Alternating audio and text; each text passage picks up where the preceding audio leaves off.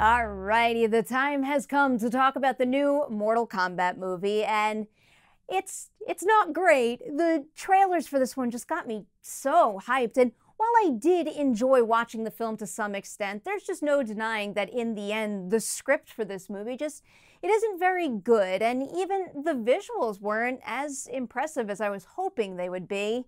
Before I go further here, synopsis time. The movie follows Lewis Tan as Cole Young. He's an MMA fighter who comes to learn that he's actually been chosen to fight against the champions of Outworld in Mortal Kombat. With the help of Sonya Blade, Cole manages to make his way to the Temple of Lord Raiden, where he trains alongside Liu Kang, Kung Lao, and Kano to take on enemies like Sub-Zero, Mileena, and more. I didn't go into Mortal Kombat expecting some sort of, deep, meaningful character study, or even a grounded fight to save the universe for that matter, but what I did want and need was a clearer and more engaging world building that better supported the wild, R-rated fight-heavy fun I wanted to have.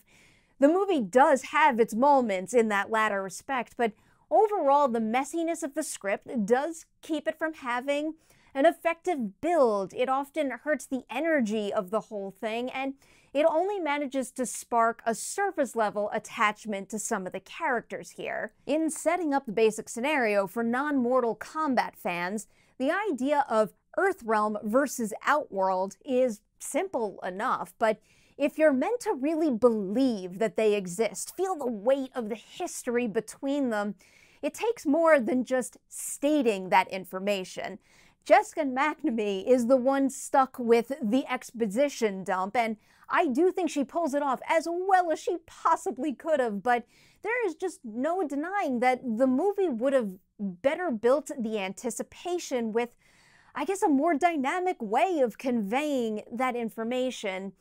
The other thing that I got quite hung up on regarding the setup of the whole thing is not having a clear understanding of where Mortal Kombat, and even Outworld for that matter, where they factor into the day-to-day of the real world or Earthrealm.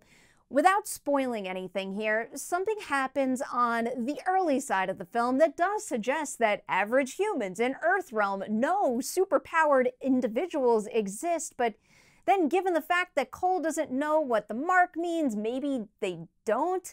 That's just an important thing to establish clearly when the fate of the world will be determined by this event that the movie is focused on. That aside, the fun for me here strictly came from seeing characters I love from the games back on the big screen in live action form.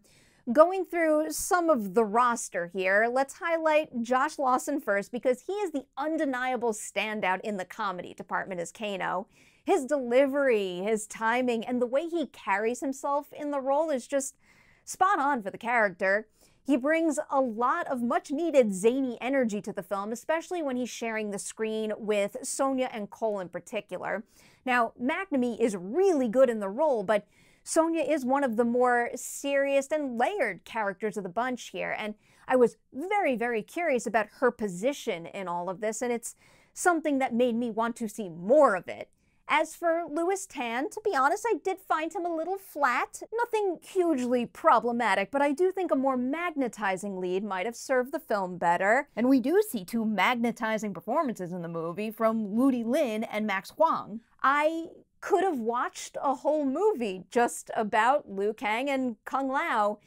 Lin just tackles that role with such conviction. I believed everything he said. So in addition to Sonya, it was Liu Kang who got me the closest, I would say, to believing that they were part of something very important, upping the stakes of the whole movie in the process. And Kung Lao wound up being my favorite character of the film by far. I just loved how Huang carried himself in the role, the confidence he exudes, and also the Kung Lao action is hands down the coolest of the bunch, at least in my opinion here.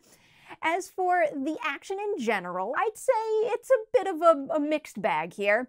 There were sequences and shots that I absolutely loved, like the opening of the movie, pretty much everything with Kung Lao in it, and there's also a fight in the house featuring Sonya that I really liked, but then there's also some weak CG, and perhaps even more disappointing, sequences where it feels like the shot framing and the editing are actually taking away from the fight choreography. And even beyond the fight scenes, there are scenes in the movie that feel, I guess, very truncated to me. And I'm hesitant to say this because I don't want to give you the impression that I know that this is why something like that happened, because I don't. But just to give you a clearer sense of what some of those truncated beats felt like to me, they kind of played like they were cutting around things that might have been a bit pricey to film, but that's just my impression of it.